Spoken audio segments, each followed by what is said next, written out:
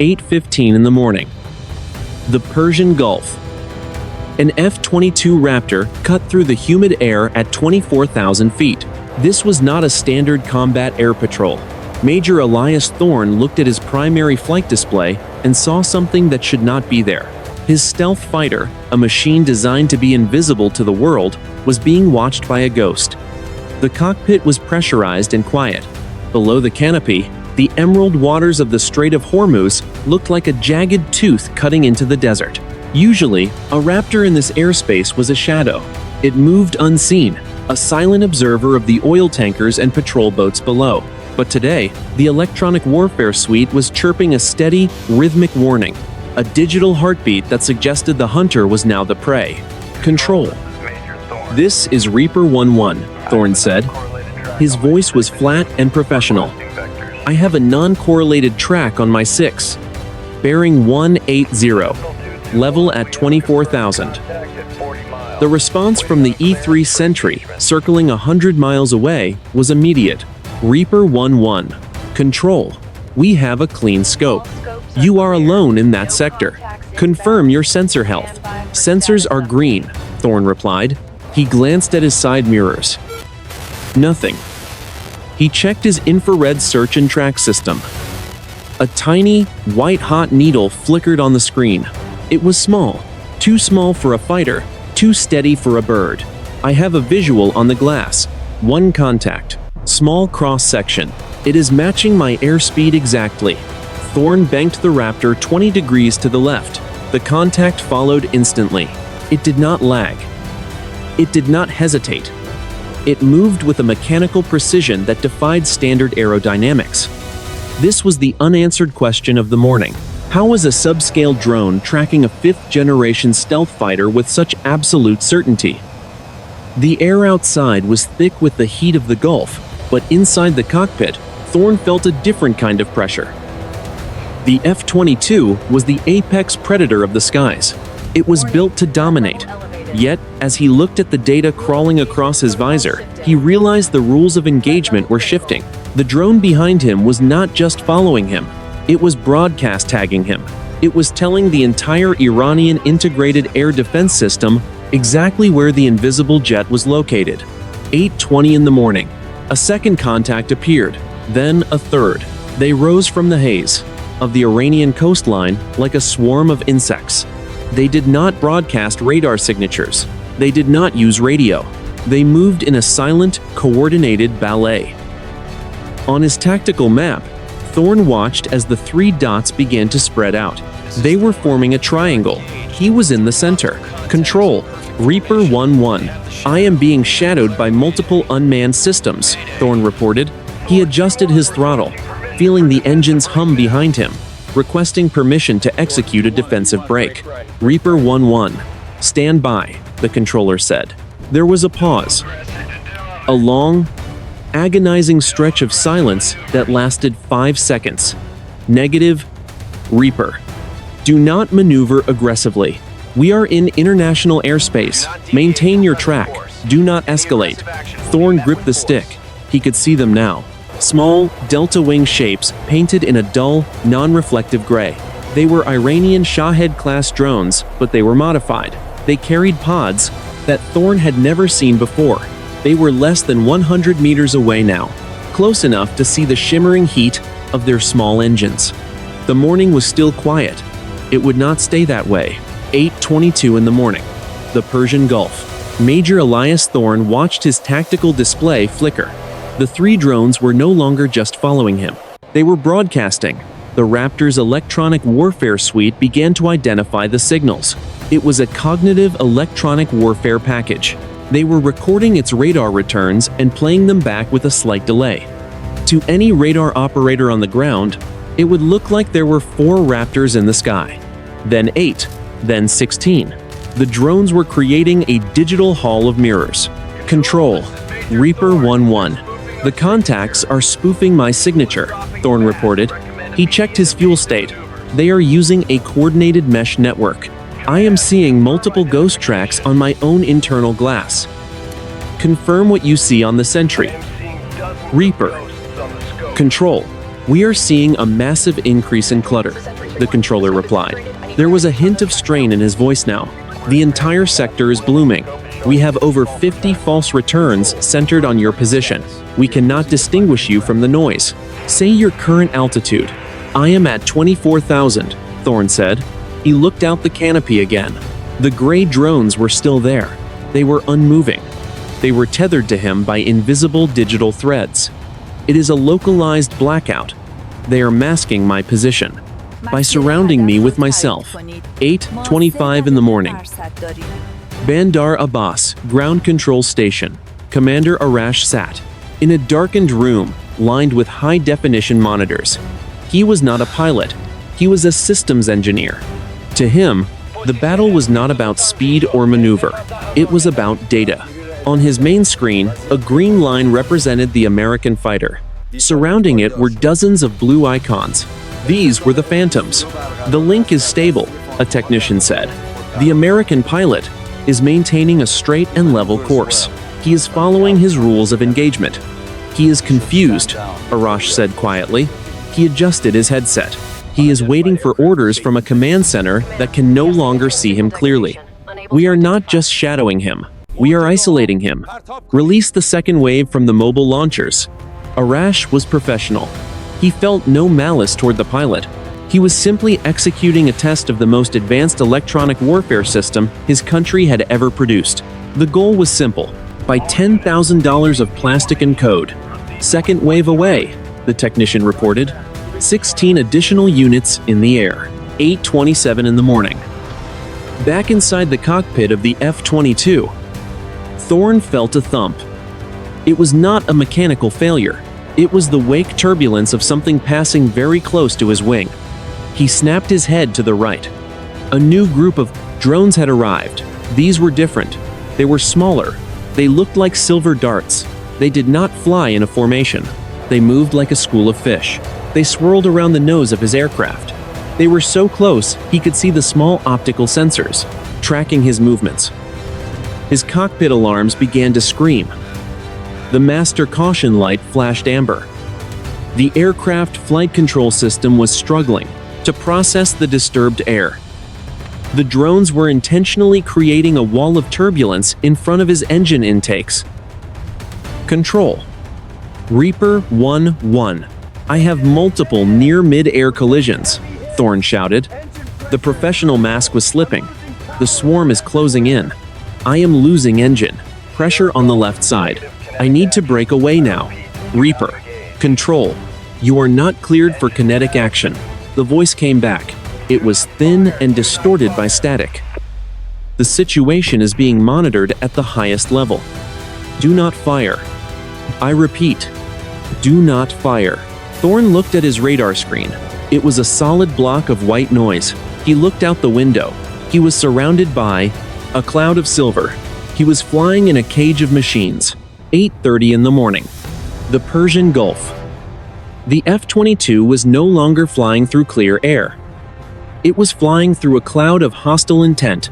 Major Elias Thorne watched his tactical screen. The tiny icons were multiplying. They were no longer just a few drones. They were a mass. The sensor count hit 40 units. They were moving with a collective intelligence that felt predatory. The silver darts and the gray delta wings began to change their behavior. They stopped the erratic swarming. Instead, they moved into a rigid, geometric formation. They were building a box around the Raptor. 4 drones took positions above him. 4 more moved beneath his belly. The rest formed a perimeter to his left, right, and front. Control. Reaper 1-1, Thorne said. His breath was heavy in his oxygen mask. The swarm has transitioned to a box maneuver. I am being physically restricted. They are creating a corridor and forcing my heading. I am being steered toward Iranian territorial waters. Reaper, this is control. We see the maneuver, the controller replied. The signal was breaking up. The carrier group is aware. We have 2 F-18 fighters launching from the Lincoln to assist. ETA is 12 minutes. Do not cross the 12-mile limit. I do not have 12 minutes, Thorne said. He checked his heads-up display. His airspeed was dropping. The drones in front of him were slowing down. If he did not slow down with them, he would fly right through them. They are forcing a speed reduction. If I go any slower, I will stall. 8:33 in the morning. Bandar Abbas Ground Control Station. Commander Arash watched the formation on his primary monitor. The box was perfect. The American pilot was reacting exactly as the simulations predicted. He was trying to maintain his professional distance. He was following his training, and that training was becoming his cage. Phase 2 is complete, Arash announced to the room. The target is contained. Initiate the compression. Bring the perimeter in to 20 meters. 20 meters is dangerous, sir, the technician said. The wake turbulence could destroy the smaller units. The units are replaceable, Arash said. His voice was cold. The data we are gathering on his flight control responses is priceless. Close the box. On the screen, the blue icons shifted. They began to crawl toward the center, toward the single green icon that represented the most advanced fighter jet in the world. 8:35 in the morning. Inside the F-22, Thorne felt the aircraft shudder. The drones above him were so close he could see the individual rivets on their wings. The Raptor's computer was fighting to keep the wings level. The air was becoming a soup of conflicting currents. Control. I am at 20 meters separation, Thorne reported. They are closing the gap. I am losing flight authority. I am going to have to engage my thrusters to climb out of this. Negative, Reaper, Control said. The voice was nearly lost in a sea of static. Any sudden movement will be interpreted as an attack. Hold your course. The Lincoln is communicating with Tehran via the hotline. They are trying to de-escalate. Thorne looked at his altitude. He was losing height. The drones above him were pushing down. The drones below were waiting. He was being squeezed. The digital world around him was screaming with warnings. Every system on the Raptor was telling him he was about to crash. He looked at the master arm switch. It was still in the safe position. He was a professional. He was a soldier. But he was also a pilot who was being pushed to the edge of a cliff. 8:38 in the morning. The Persian Gulf. Major Elias Thorne could see the camera lenses on the lead drone. The box formation tightened until the wingtips of the drones were less than 10 meters from the Raptor's canopy. They were rotating. They were following his every head movement. The claustrophobia of the sky was absolute. Suddenly, one of the silver drones broke formation. It climbed vertically at an impossible rate. It looped over the top of the Raptor and dove straight toward Thorne's cockpit. It was a high-speed intercept. Reaper 1-1. Braking high, Thorne shouted. He didn't wait for permission. He pulled the stick back. The G-forces pressed him into his seat. Contact is aggressive. He just made a gun-run pass within 10 meters of my glass. The drone did not collide. It pulled up at the last microsecond. The wake turbulence slammed into the Raptor's tail. The aircraft yawed violently to the right. Thorne fought the flight controls. The fly-by-wire system was chirping. It was struggling to compensate for the sudden loss of laminar flow over the wings. 8:40 in the morning. The Combat Information Center of the USS Abraham Lincoln. Admiral Miller stood behind the radar controllers. The room was bathed in blue light. On the large wall display, the sector around the F-22 was a chaotic mess of shifting symbols. The electronic interference from the swarm was so intense that the carrier's own Aegis radar was struggling to maintain a solid track. "Talk to me," Miller ordered. "Is he under fire?" Admiral. "Negative, Admiral," the tactical action officer replied. "No kinetic launches detected, but the drones are performing maneuvers that exceed human physiological limits. They are playing chicken with him." "What are his rules of engagement?" Miller asked. "Self-defense only," the officer said. "But the definition of a threat is becoming blurred. If one of those drones touches his airframe at Mach 0.9, the aircraft is lost. The pilot has seconds to decide." Miller looked at the screen. "Tell him to stay cool. We have 2 Super Hornets 5 minutes out. If he fires first, we are the aggressors in a restricted zone. We cannot give them that victory." 8:42 in the morning. Inside the F-22. The swarm responded to Thorne's climb by matching it instantly. They were no longer just a box. They were a sphere. They surrounded the Raptor on all axes. Thorne looked at his weapon systems display. The drones were now emitting a new frequency. It was a localized, high-intensity pulse. Inside his helmet, a new sound began. It was the low, steady growl of a missile. Launch warning. Control. Reaper 1-1. I am receiving a launch indication, Thorne said. His voice was tight. I repeat, I have a persistent missile lock. I am forced to assume the drones are carrying active seekers. Requesting permission to engage. Nearest threats. Reaper. Control. Disengage your master arm, the controller commanded. Our signal's intelligence suggests those are simulated locks. They are trying to provoke a shot. Do not give it to them. Repeat, do not arm your weapons. Thorne looked at the drones. One of them shifted. It moved directly in front of his nose. It leveled out. A small panel on the underside of the drone slid open. Thorne saw a flash of optics. It looked like a laser designator. It was pointed directly at his cockpit. A red light began to blink on his control panel. It was a warning he had only seen in simulations. It meant his flight computer was being bypassed by an external signal. The aircraft began to pan. Roll to the left. Thorne pulled the stick to the right. Nothing happened. The stick was dead in his hands. Control, Thorne said. There was a new edge of fear in his voice. Control. My systems are non-responsive. I have lost manual. Flight control. The aircraft is flying itself. 8:45 in the morning. The Persian Gulf. The cockpit of the F-22 Raptor was no longer a sanctuary of high technology. It had become a digital trap. Major Elias Thorne pulled the stick hard to the right. It moved freely. There was no resistance.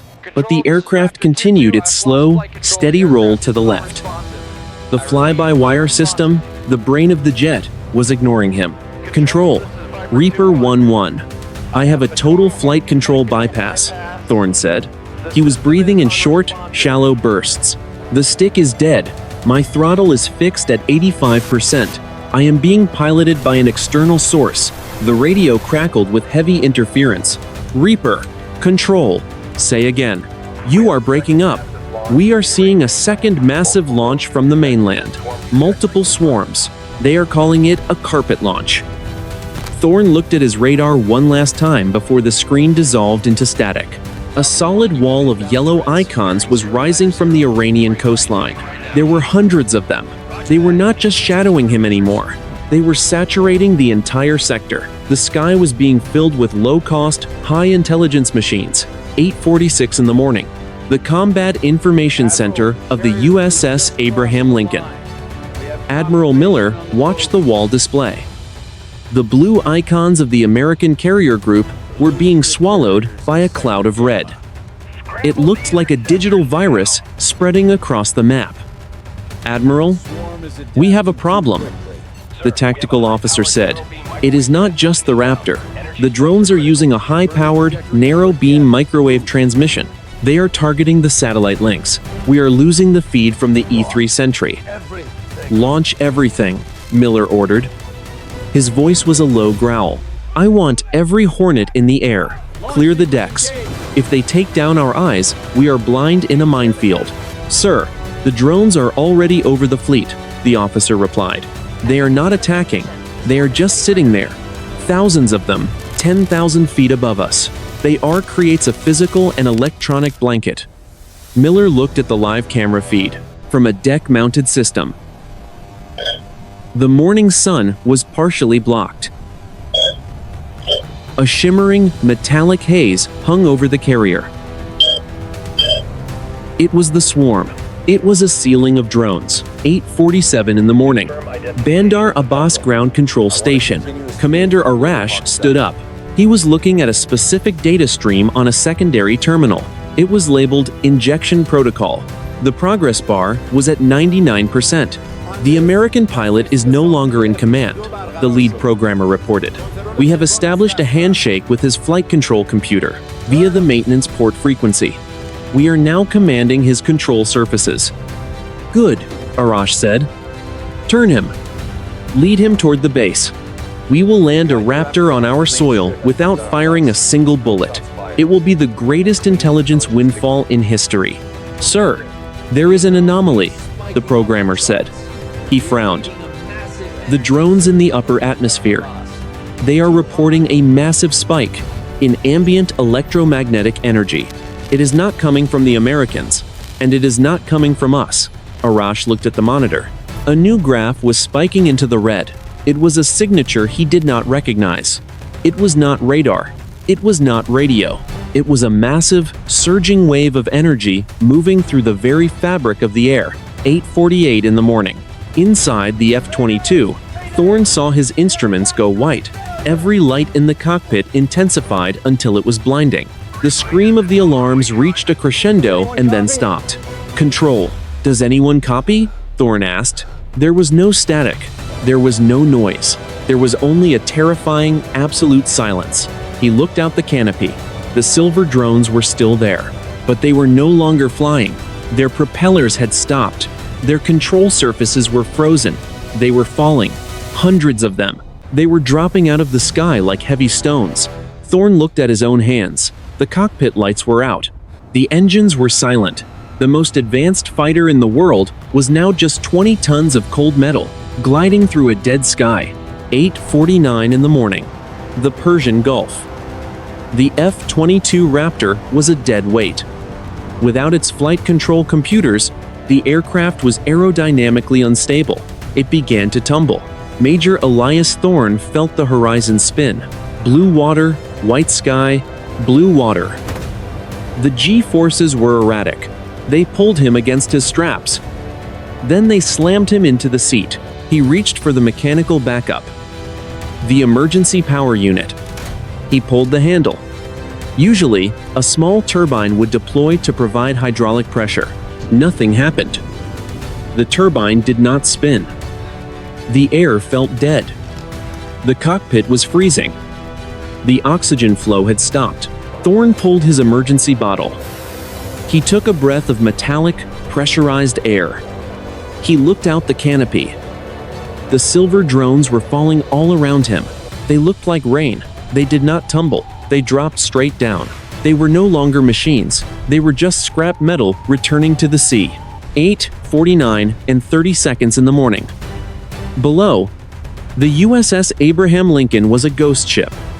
On the deck, the catapults had frozen mid-stroke. A Super Hornet sat crooked on the rail. Its pilot was frantically trying to open the canopy. The electronic locks were fused. In the Combat Information Center, Admiral Miller stood in total darkness. The air conditioning had cut out. The room was heating up instantly. The only sound was the heavy breathing of 40 men and women. There was no hum of servers. There was no glow of screens. The ship felt hollow. It felt like a floating tomb. "Manual overrides," Miller shouted. His voice echoed in the silence. "Get the battery-powered lanterns. I want a visual on the deck. Now." The sailors moved by touch. They tripped over consoles. They fumbled for flashlights. When the first light flickered on, it revealed a room of frozen faces. Every piece of equipment was dead. Not just powered down, dead. 8:50 in the morning. Thorne was at 12,000 feet. The Raptor was falling at 400 miles per hour. He looked at the mechanical altimeter. The needle was spinning counterclockwise. 11,000. 10,000. He gripped the ejection handle. It was a mechanical linkage. It should work. But if the canopy didn't blow, he would be fired into the glass. He waited. He watched the ocean rushing up to meet him. The water was no longer emerald. It was a dark, unforgiving wall. He looked at the drones one last time. They were hitting the water. Hundreds of small white splashes dotted the Gulf. It looked like a field of white flowers blooming on the waves. In the Bandar Abbas control station, Commander Arash sat in his chair. He did not move. He did not speak. He watched the black screens. He knew the entire grid was gone.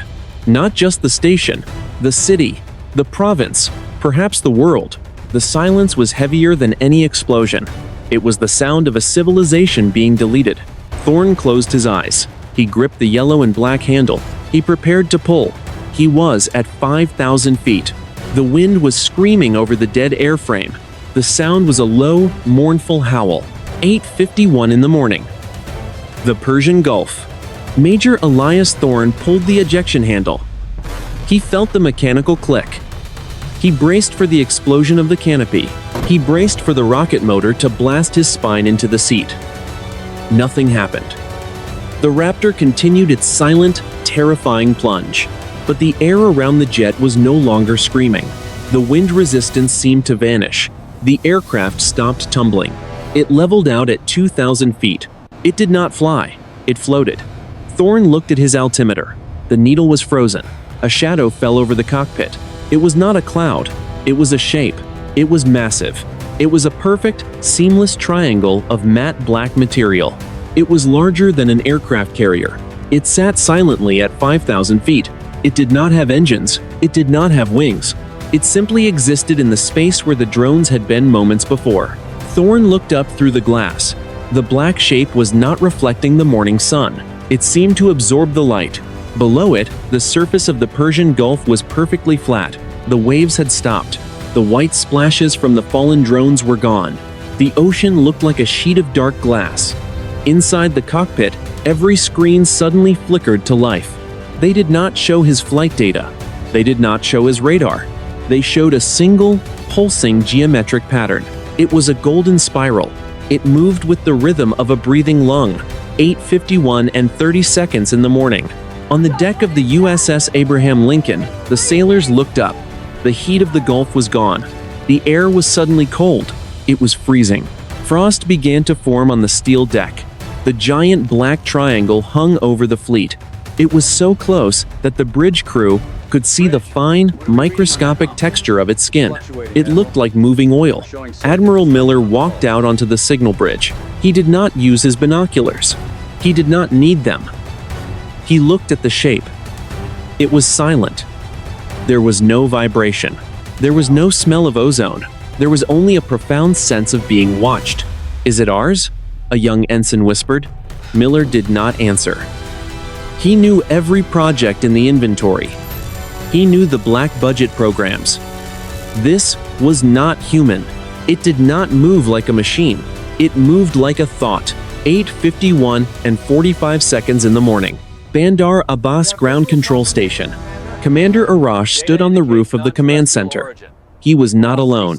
The technicians and the soldiers stood with him. They were looking at the same shape. It stretched from the coastline out over the horizon. The horizon itself seemed to bend upward toward the craft. "The drones," Arash said. His voice was a whisper. "Where are the drones?" He looked down at the water. The thousands of drones he had launched were gone. They had not sunk. They had not been destroyed. They had simply been removed from existence. One of the soldiers raised his rifle. Arash reached out and grabbed the barrel. He pushed it down. "Do not," Arash commanded. "If that thing wanted us dead, we would have stopped breathing a minute ago." The black triangle began to glow. A soft blue light emanated from its center. It was not a beam. It was a field. The light washed over the Iranian coast. It washed over the American fleet. It washed over Major Thorne in his silent Raptor. Inside the cockpit, Thorne felt a sensation of absolute peace. The fear was gone. The adrenaline was gone. He felt a voice in his mind. It was not words. It was a mathematical certainty. The message was simple. The sky did not belong to them. Then, the golden spiral on his screen turned red. The black triangle moved. It did not accelerate. It was in one place, and then it was gone. There was no sonic boom. There was only a slight ripple in the air. The power returned instantly. The Raptor's engines roared to life. The cockpit alarms began to scream. The horizon slammed back into place. Thorne grabbed the stick. He was at 2,000 feet. He was at full afterburner. "Control. Reaper 1-1. Thorne gasped. "Did you see it? Control. Does anyone copy? Reaper. Control." The voice came back. It was clear. It was loud. "We copy. We saw everything. Return to base. All units are ordered to disengage. Do not pursue. I repeat, do not pursue." The sky was empty again. The drones were gone. The ghost was gone. 8:52 in the morning. The Persian Gulf. Major Elias Thorne pushed the F-22 Raptor into a vertical climb. He needed distance. He needed the thin, cold air of 30,000 feet to clear his head. The cockpit was alive, with the sound of 100 systems rebooting. The green glow of the heads-up display was steady, but the memory of the golden spiral remained burned into his vision. Control, Reaper 1-1. I am passing 15,000. Leveling at 30, Thorne said into the radio. He checked his mirrors, and his 6. The sky was a perfect, taunting blue. There were no drones. There was no black triangle. Requesting a vector for recovery. I am declaring an emergency. My flight data recorder is showing multiple logic errors. My systems are back, but the data is nonsensical. Reaper. Control. Copy your emergency, the controller replied. The voice was clear now. The static was gone. Vector is 270. The Lincoln is preparing for your arrival. Be advised, we are seeing 0 surface contacts in your vicinity. It is as if the ocean was swept clean. Thorne looked down through the canopy. The Persian Gulf looked exactly as it had 10 minutes ago, but the thousands of drones and the metallic debris from the earlier encounter were missing. There were no oil slicks. There were no floating wings.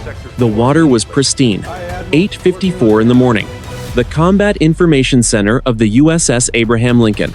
Admiral Miller stood in the center of the room. The power was back. The air conditioning was humming. But the mood was not one of relief. It was one of profound shock. Analysts were staring at their screens in silence. Status of the swarm, Miller said. His voice was low and gravelly. The tactical officer did not look up from his console. Gone, Admiral. We have run the playback on every sensor. From the moment the energy spike hit to the moment power returned, the drones did not fall. They did not crash. They were phased out. The high-speed cameras show them flickering like a bad television signal. Then, nothing. And the contact? Miller asked. The black triangle? Nothing on radar, the officer replied. We have 22 visual witnesses on the deck. 2 of them have permanent retinal scarring from the blue light. But the Aegis system saw a vacuum. It saw a hole in the air where that thing should have been. It did not reflect our pings. It absorbed them. 8:55 in the morning. Bandar Abbas Ground Control Station. Commander Arash sat in front of his terminal, functioning. The screens were bright, but the software was corrupted. Every line of code for the swarm control network had been replaced. Sir, you need to see this, a technician said. His hands were hovering over the keyboard. He was afraid to touch it. Arash walked over. The screen was filled with text. It was not Farsi. It was not English. It was a sequence of prime numbers, thousands of them. They were scrolling at a speed no human could read. It was a waterfall of mathematics. It is a handshake, Arash whispered. They did not just stop the drones. They rewrote the operating system of the entire station in 3 seconds. We are no longer in control of our own assets. What do we tell the ministry? The technician asked. Arash looked out the window at the empty horizon. Tell them the experiment was a success. And then tell them we must never do it again. We have triggered something that does not care about our borders. The tension in the room was thick. On the screens, the American fleet was moving away. The Iranian aircraft were heading back to their hangars. Both sides were retreating from a ghost that had no name. The strategic map was empty. But every man in the room knew the world had changed. The rules of engagement were now written by an unknown hand. 9 o'clock in the morning. The Persian Gulf. Major Elias Thorne brought the F-22 Raptor down to 15,000 feet. The flight felt heavy. The fly-by-wire system was responsive.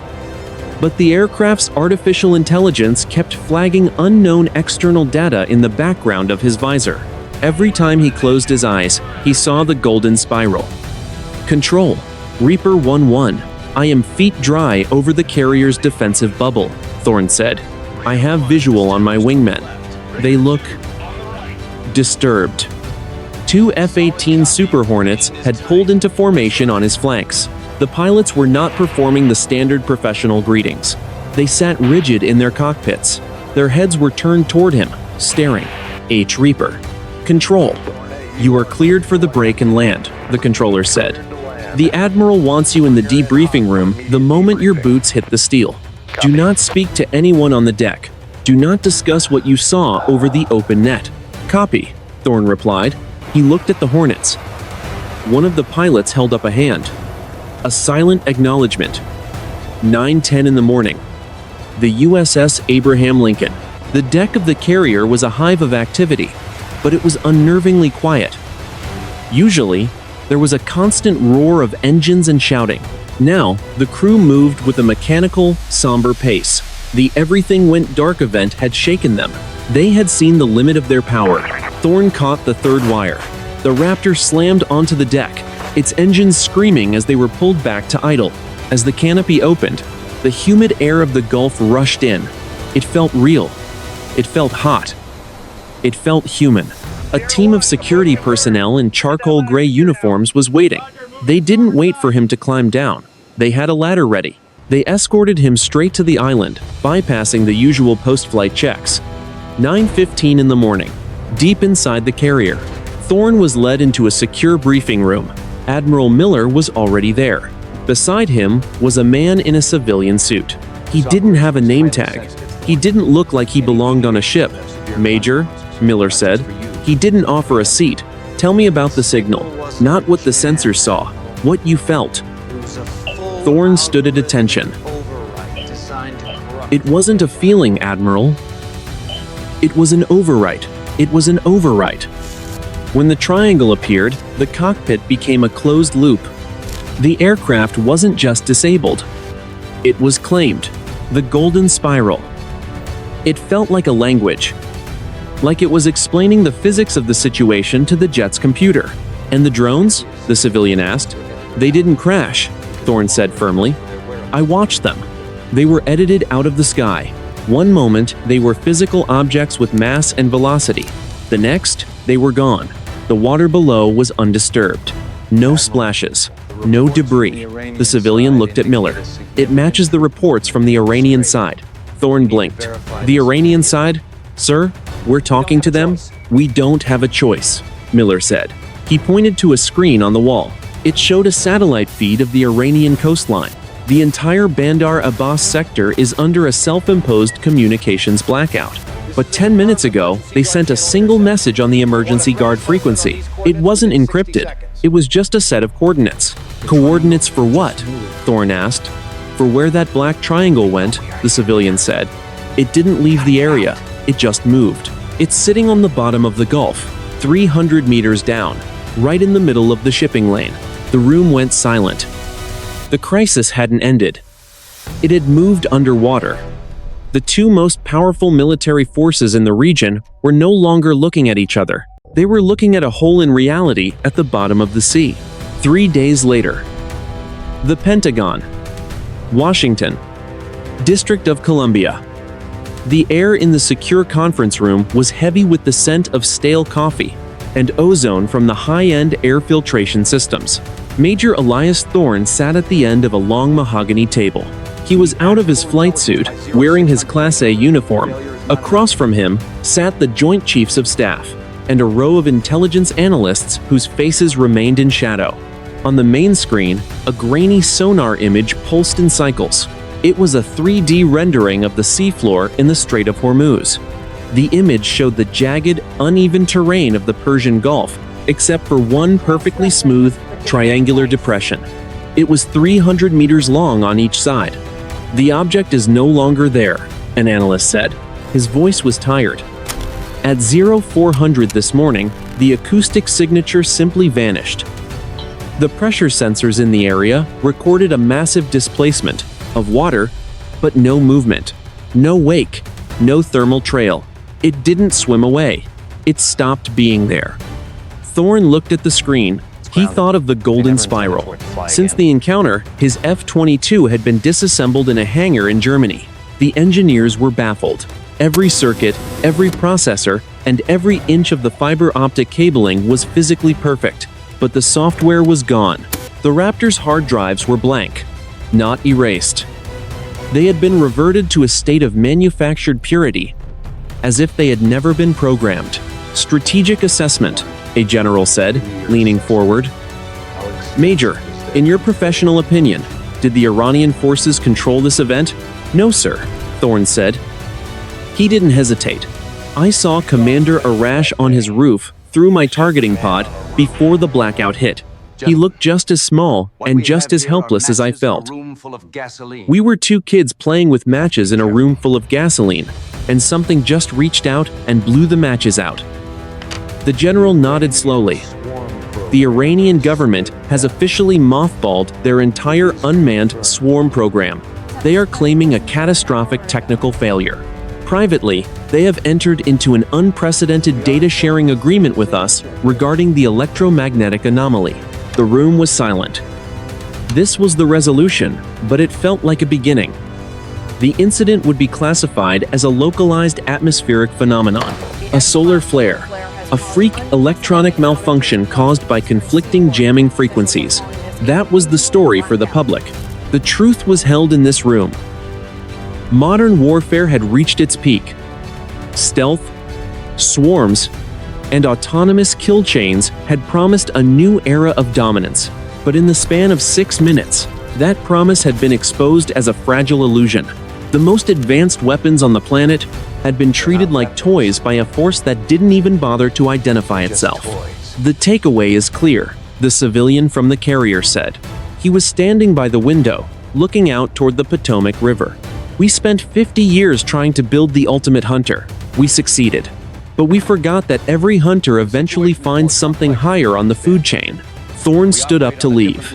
He thought about the sky over the Gulf. It was blue and empty now. The oil tankers were moving again. The fighters were back on their patrols. But he knew he would never look at a radar screen the same way again. He didn't feel defeated. He felt warned. One final thought. Major, the general called out as Thorne reached the door.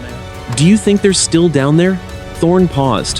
He remembered the feeling of peace in the cockpit, the absolute certainty that the machines were not the masters of the sky. I don't think they're down there, sir, Thorne said. I think they're everywhere. We just finally gave them a reason to show us. The door closed. The meeting continued in a low, hushed drone. Outside, the sun was high and bright over Washington. The world was loud, busy, and oblivious. The secret would be buried under layers of bureaucracy and non-disclosure agreements. But for one pilot, the silence of the Gulf was the only truth that mattered. 8:15 in the morning. The Persian Gulf. An F-22 Raptor cut through the humid air at 24,000 feet. This was not a standard combat air patrol. Major Elias Thorne looked at his primary flight display and saw something that should not be there. His stealth fighter, a machine designed to be invisible to the world, was being watched by a ghost. The cockpit was pressurized and quiet,